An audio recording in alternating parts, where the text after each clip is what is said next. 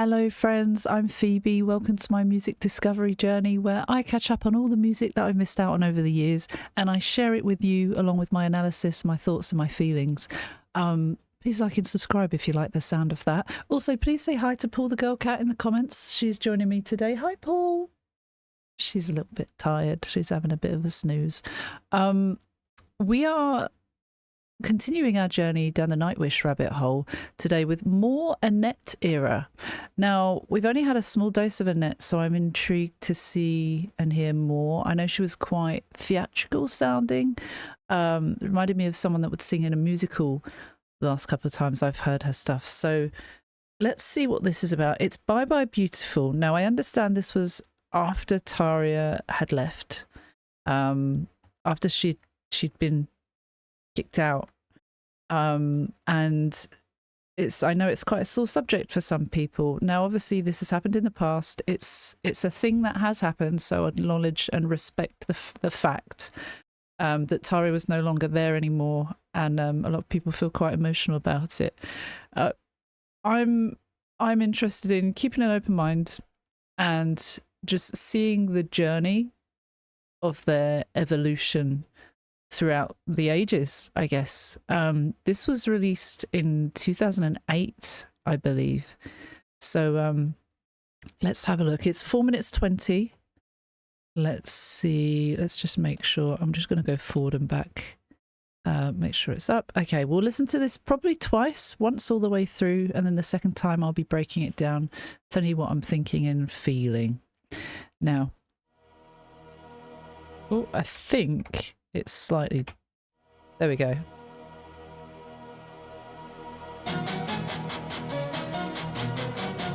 Oh,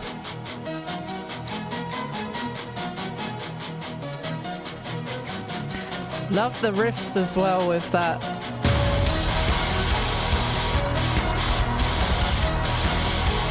Hang on.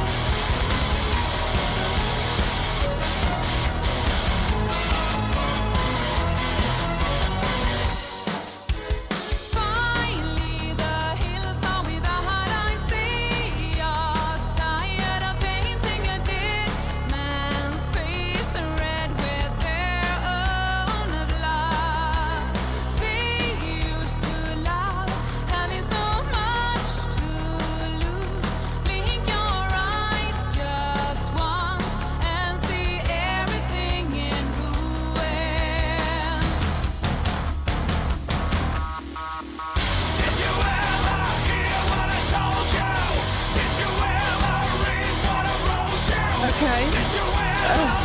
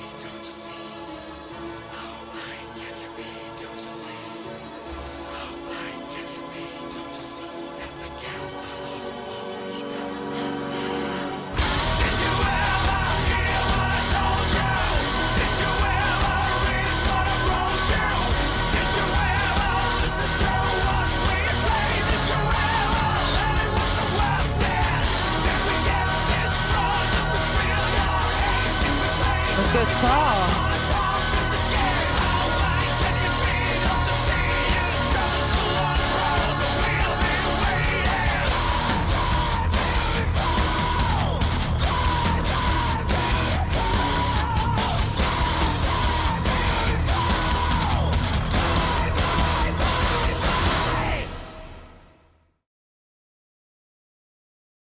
Okay.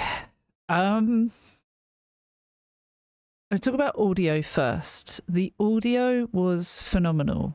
The music, the keys, the guitars, the drums were exceptional, as they always are with Nightwish. The vocals from Annette and Marco were amazing. They had some layered vocals, I think, from Annette. That was brilliant. For a good while, I was like, is this a Nightwish song? Because it sounded like it, but there were women playing. And I'm guessing that was the intention creatively for the video. Bit of confusion, but it's also talking about Bye Bye Beautiful. There are women playing, and then suddenly they're replaced with someone else, men, apart from Annette. It has some awkwardness in it. I guess this is Chomas getting his frustrations out, but also calming it a bit, making it a little bit more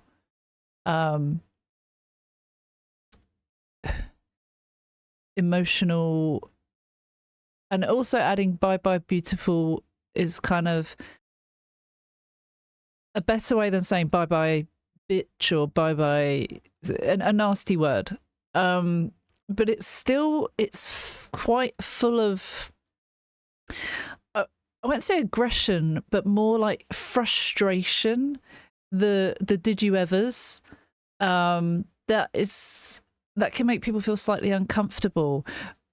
I don't know what really happened during their time together and their frustrations, where they, on one side it said that she wasn't doing certain things, or she's being a bit of a diva, and then on her side she was saying, well, no one said anything to her. And I think communication is so important, because it could have avoided this really awful mess of a situation that divided a lot of fans, and it created so much tension. Even now, some people are still kind of very stubborn about what they will listen to or what they will support and everything like that.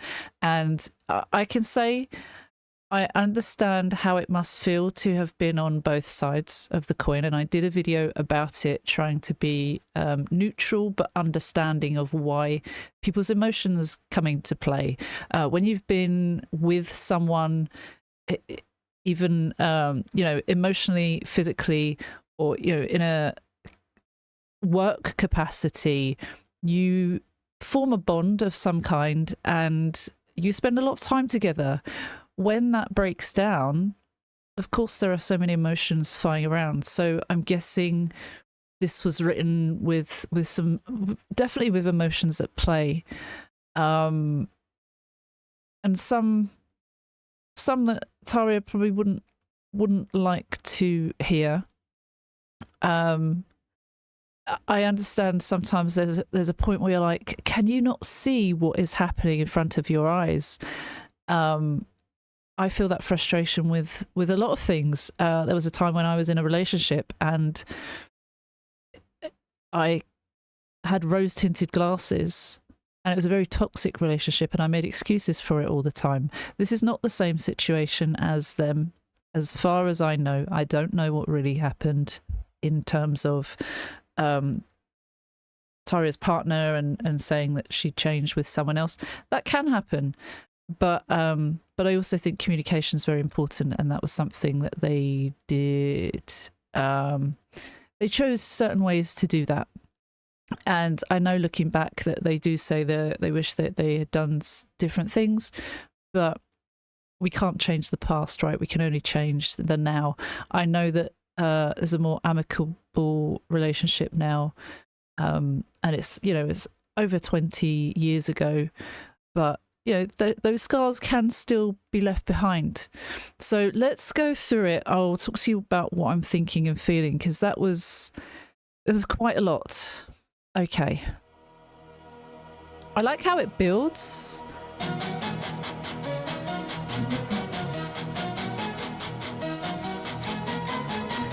I love the keys there. I love the guitar, just dun, dun, dun, dun, dun, dun, dun, dun, and the dramatic keys. That is very Nightwish coded. I saw what Annette was wearing, the classic old skirt and leggings combo. That takes me back to a time that is very 2008. Actually, I was wearing stuff like this back in those times. Interesting. So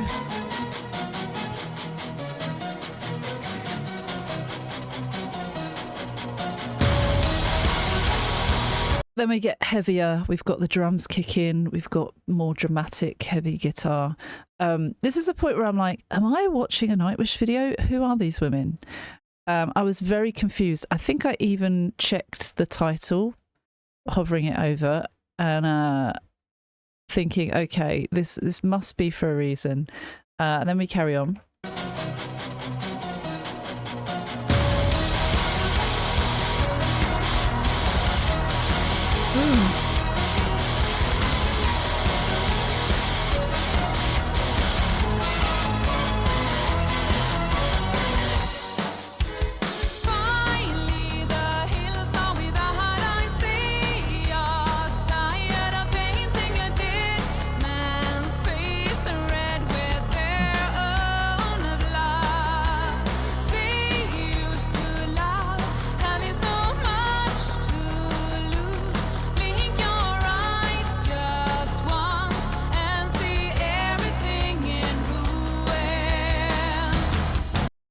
Then it gets dramatic again. So we've got the first verse.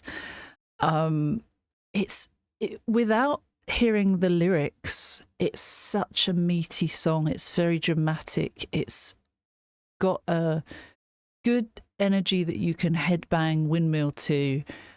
That is what I love about Nightwish. They can get you moving with their more energetic songs. And they can get you crying with their slower songs. And even with some of their faster ones, they can be very dramatic. And Thomas is very emotional in his writing and very creative with it. Finally, the hills are without eyes. They are tired of painting a dead man's face red with their own blood.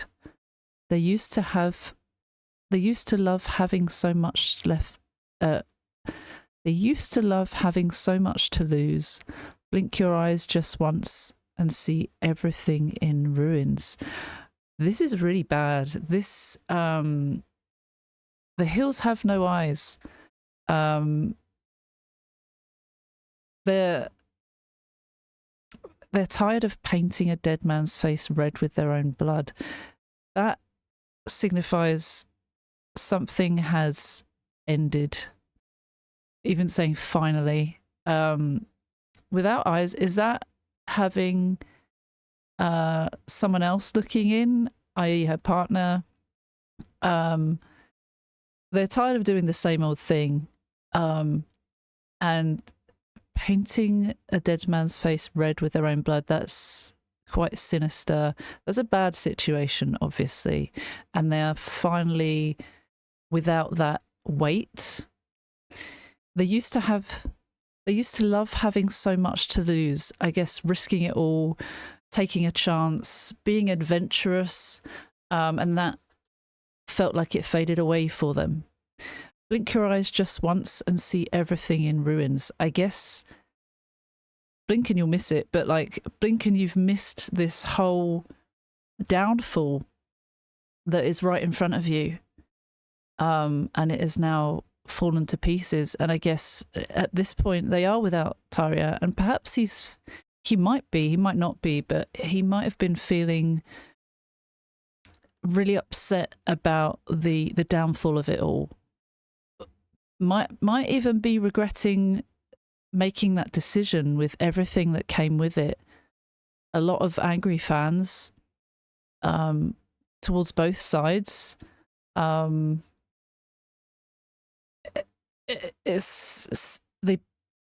There was a very tough situation that came from it.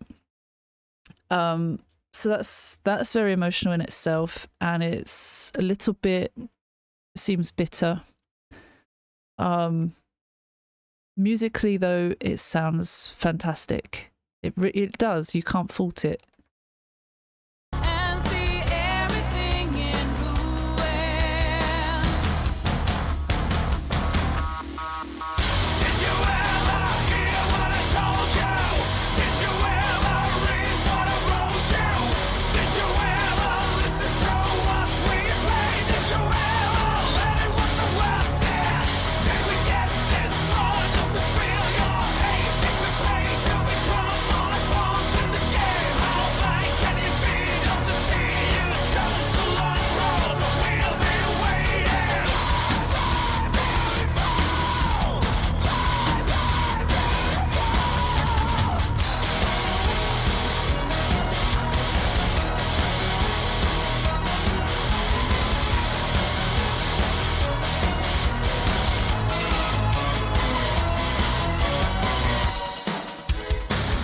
Oh, I love it. I even love that like 80s keyboard. I don't know what that is, this bit here.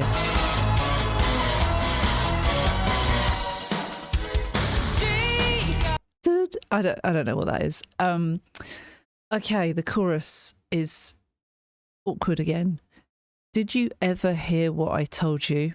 Did you ever read what I wrote you?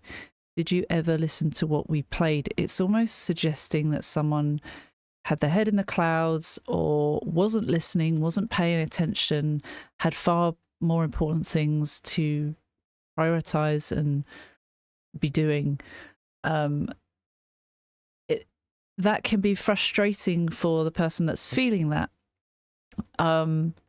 Did you ever let in what the world said? Perhaps the lashing out of people.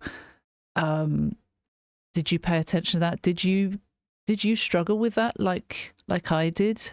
Probably. They probably both had struggles in their own situations, because both of them were at a disadvantage with some people. For sure, there were people that took sides and made it very clear and shared their anger, and some would say really nasty things to both of them.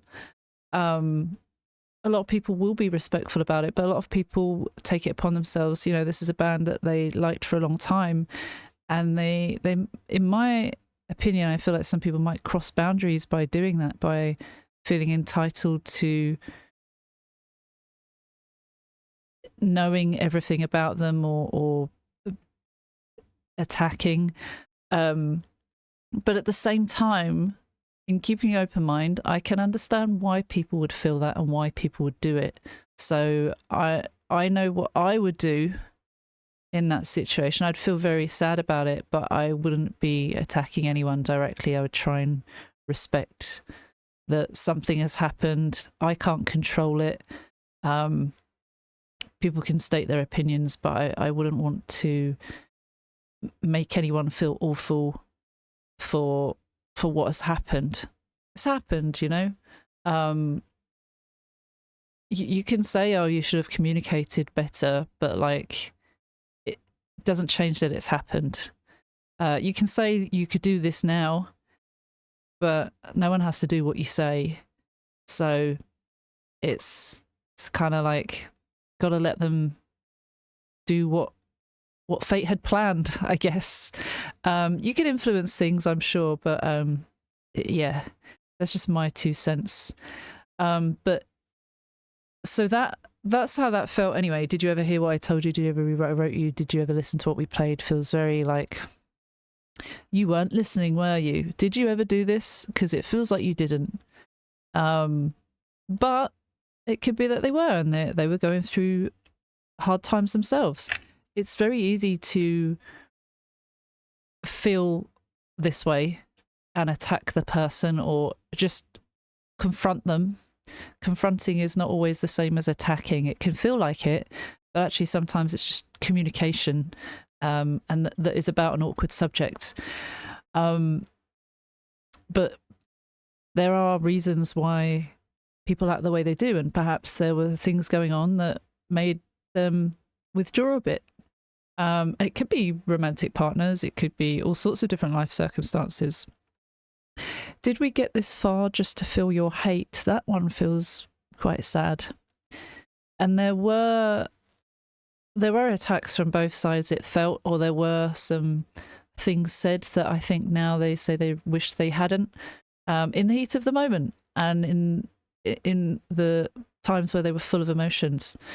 Did we play just to become only pawns in the game? Feels like they were played in a game, in a sick kind of game. How blind can you be? Don't you see? You chose the long road, but we'll be waiting. This kind of reinforces that they had differences. Clearly, there were different priorities, and kind of sounds like it was for the best, despite it being difficult. Just, I personally do wish that it had gone a different way, or they had done it differently, if that was the case, as it was. When they say you chose the long road, but we'll be waiting, they're suggesting that she's gone a different way, and she has made a choice that is right for her. And according to them, that wasn't the right choice. But they do say, we'll be waiting. When you realise that this was not good, or when things feel clearer, perhaps let's talk. Let's see if we can maybe figure things out going forward. Perhaps leaving it open to, if you ever did want to come back and we could change our ways, maybe something could come of it. But also, there's a lot of damage done at this point, so it's difficult, isn't it? Bye bye beautiful, bye bye beautiful, bye bye beautiful, bye bye beautiful. It's saying goodbye for now.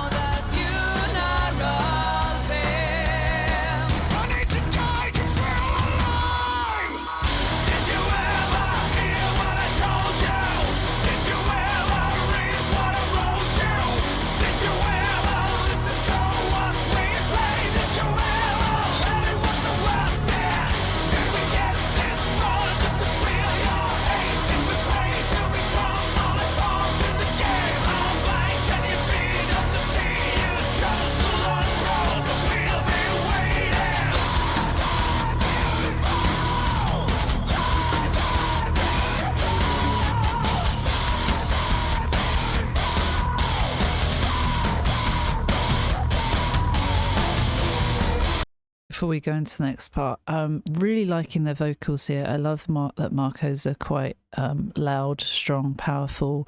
Annette really fits this song. She doesn't feel out of place for Nightwish here.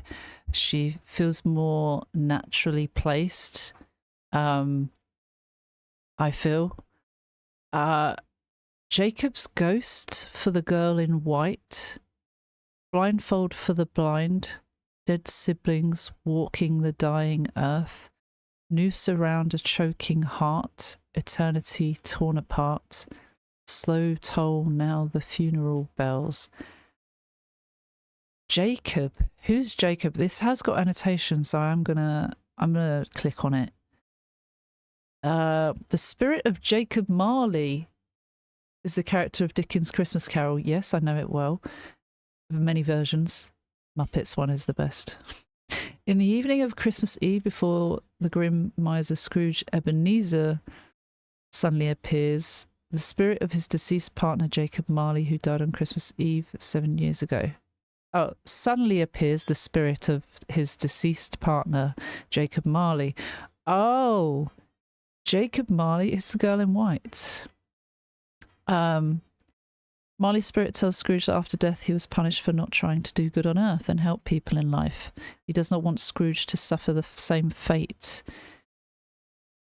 He wants to help him change.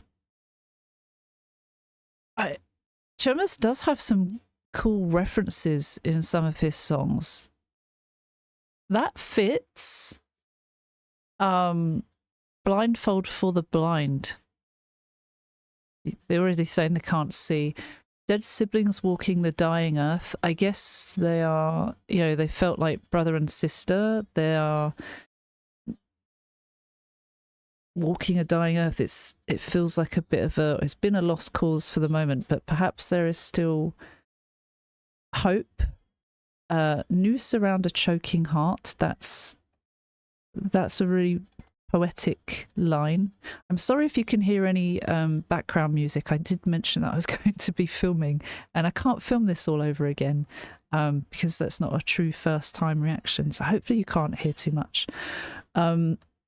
Eternity torn apart, it's kind of self-explanatory, these parts.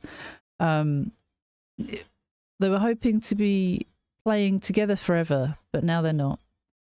So toll now the funeral bells. It's signifying the end, isn't it? I like Marco's vocals when they come in here. I need to die to feel alive. Perhaps there was this numbness for so long. I know Thomas writes about this as well, almost like his he writes about his fictional death, I guess, to move on from this. And dying to feel alive, you can be in a really dark place and feeling numb, and you want something to feel, and he's saying here he needs to die. And then going back to the chorus, it's the same. And then we've got a breakdown here.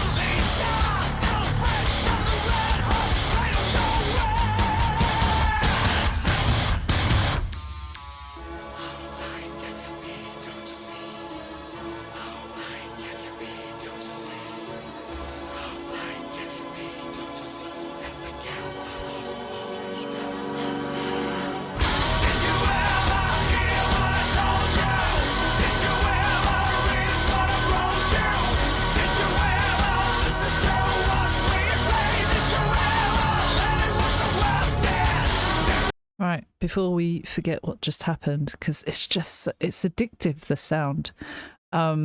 This was interesting because this had, so first it said, it's not the tree that forsakes the flower, but the flower that forsakes the tree. Now I remember something similar to this, and I had to quickly look it up while it was playing. It's a quote from the Count of Monte Cristo. Means that true loyalty and support come from the stable tree, a personal foundation, while the flower, a fleeting relationship, lover or person, is the one that comes and goes, often leaving the stable source behind when it wilts or finds something new. That's a really powerful image. It emphasizes that the strong, steadfast element doesn't abandon, but rather the transient one departs, highlighting themes of loyalty, dependency, and the fleeting nature of some connections. It's really sad. It is really sad that he's described it like that. But you have to allow him to share what he feels, right? If that's how he feels, then write it. And I guess it's intriguing to see how they talk about it here. It can be really uncomfortable for some. Then Annette whispers, oh, sorry. Marco continues, someday I'll learn to love these scars, still fresh from the red hot blade of your words. At the moment, they're still fresh. 3 years on, a lot has happened in those 3 years. There's a lot of back and forth. There's a lot of different things going on. And it's still, I mean, I don't know when he wrote this, they released it 3 years later, but that doesn't mean that he didn't write this, you know, fresh as it was happening. Either way, it says, I'll love to learn to love these scars, which mean they're fresh. At the moment, I'm feeling broken. I'm feeling upset about it. But one day, I'll feel better about this. But at the moment, it's still fresh from all of this drama that's going on. Annette says, how blind can you be, don't you see? Repeats that 3 times. How blind can you be, don't you see that the gambler lost all he does not have? It's saying you can't risk it all if you have nothing to lose. If you're gone, you don't have anything to lose with us. You can't have these adventures anymore, maybe. Or is it that Shermas feels like he's lost a huge part of him and he can't, he has nothing to lose. He's not risking it because he hasn't got anything to risk or something. I'm not, perhaps. And then